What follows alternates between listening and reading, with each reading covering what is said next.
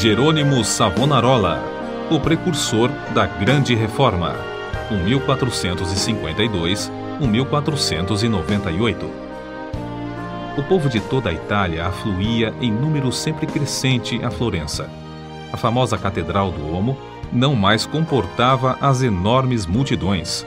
O pregador Jerônimo Savonarola, abrasado com o fogo do Espírito Santo e sentindo a iminência do julgamento de Deus, trovejava contra o vício, o crime e a corrupção desenfreada na própria igreja. Como resultado, o povo abandonou a leitura das publicações torpes e mundanas para ler os sermões do ardente pregador. Deixou os cânticos das ruas para cantar os hinos de Deus.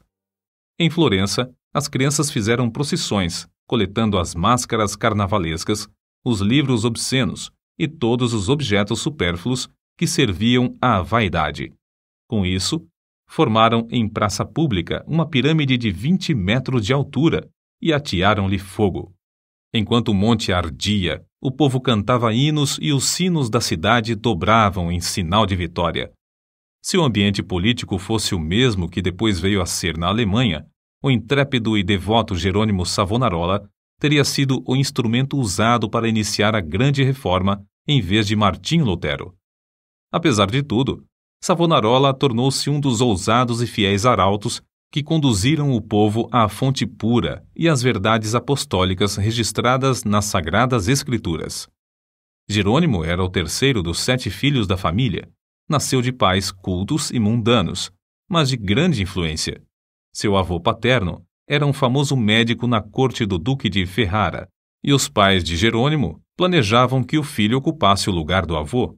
No colégio, era aluno esmerado, mas os estudos da filosofia de Platão e de Aristóteles deixaram-lhe a alma sequiosa.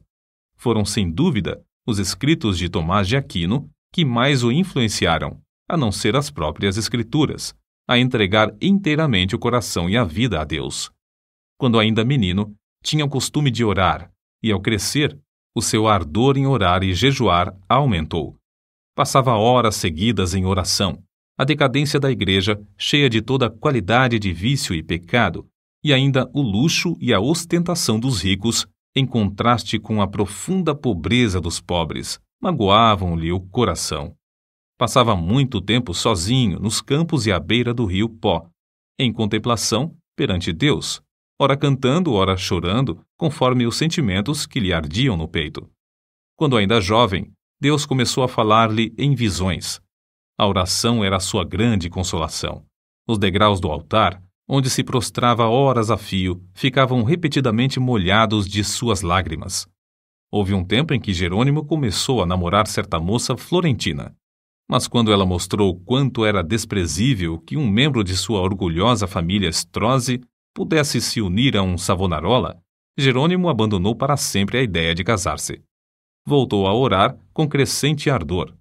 Enjoado do mundo, desapontado acerca dos seus próprios anelos, sem achar uma pessoa compassiva a quem pudesse pedir conselhos, e cansado de presenciar as injustiças e perversidades que o cercavam, coisas que não podia remediar, resolveu abraçar a vida monástica. Ao apresentar-se no convento, não pediu o privilégio de se tornar monge, mas rogou que o aceitassem para fazer os serviços mais vis, da cozinha, da horta e do mosteiro. Na vida do claustro, Savonarola passava ainda mais tempo em oração, jejum e contemplação perante Deus. Sobrepujava todos os outros monges em humildade, sinceridade e obediência, sendo apontado para lecionar filosofia, atividade que exerceu até sair do convento. Depois de passar 7 anos no mosteiro de Bolonha, Jerônimo foi para o convento de São Marcos em Florença. Grande foi o seu desapontamento ao ver que o povo florentino era tão depravado como os dos demais lugares. Até então ainda não reconhecia que somente a fé em Deus salva o pecador. Ao completar 1 ano no convento de São Marcos, foi apontado instrutor dos noviciados e, por fim, designado pregador do mosteiro. Apesar de ter ao seu dispor uma excelente biblioteca, Savonarola utilizava-se mais e mais da Bíblia como seu livro de instrução. Sentia cada vez mais o terror e a vingança do dia do Senhor que se aproxima e, às vezes, entregava-se a trovejar do púlpito contra a impiedade do povo. Eram tão poucos os que assistiam às suas pregações que Savonarola resolveu dedicar-se inteiramente à instrução dos noviciados. Contudo, como Moisés, não podia escapar à chamada de Deus. Certo dia, ao dirigir-se a uma feira, teve repentinamente uma visão dos céus abertos por onde passavam, perante seus olhos, todas as calamidades que sobrevirão à igreja. Então, lhe pareceu ouvir uma voz do céu ordenando-lhe anunciar aquelas coisas ao povo. Convicto de que a visão era do Senhor, começou novamente a pregar com voz de trovão. Sob a nova unção do Espírito Santo, a sua condenação ao pecado era feita com tanto ímpeto que muitos dos ouvintes, ao fim da prédica, saíam andando atordoados, sem falar, nas ruas. Era coisa comum, durante seus sermões, homens e mulheres de todas as idades e de todas as classes romperem em veemente choro. O ardor de Savonarola na oração aumentava dia após dia, e sua fé crescia na mesma proporção. Frequentemente, ao orar, caía em êxtase. Certa vez, enquanto sentado no púlpito, sobreveio-lhe uma visão durante a qual ficou imóvel por 5 horas. Nesse período, todos os presentes à igreja contemplaram o rosto do pregador brilhando. Em toda a parte onde Savonarola ministrava, seus sermões contra o pecado produziam profundo terror. Os homens mais cultos começaram então a assistir às pregações em Florença.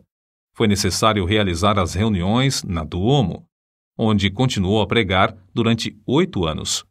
O povo se levantava à meia-noite e esperava na rua até a hora de abrir a catedral.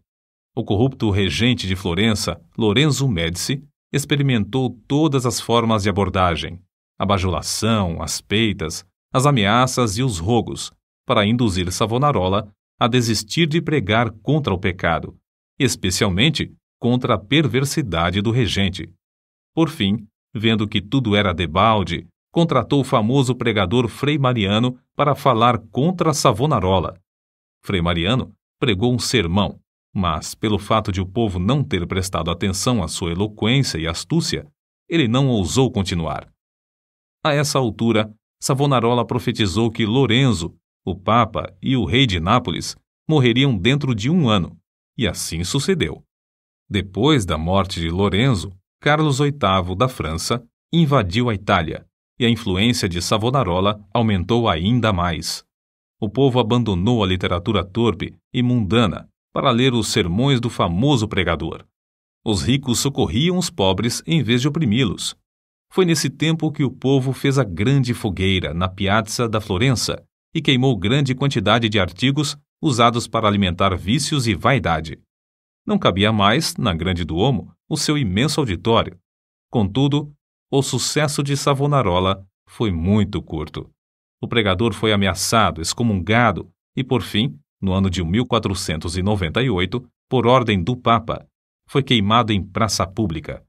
Com as palavras "O Senhor sofreu tanto por mim", terminou a vida terrestre um dos maiores e mais dedicados mártires de todos os tempos.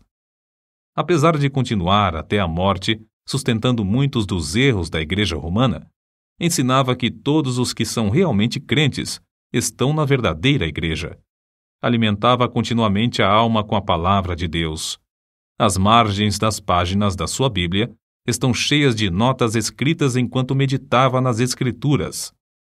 Conhecia uma grande parte da Bíblia de cor e podia abrir o livro instantaneamente e achar qualquer texto. Passava noites inteiras em oração e recebia revelações, quando em êxtase ou por meio de visões. Seus livros sobre a humildade, a oração, o amor e outros temas continuam a exercer grande influência sobre os homens. Destruíram o corpo desse precursor da grande reforma, mas não puderam apagar as verdades que Deus, por seu intermédio, gravou no coração do povo.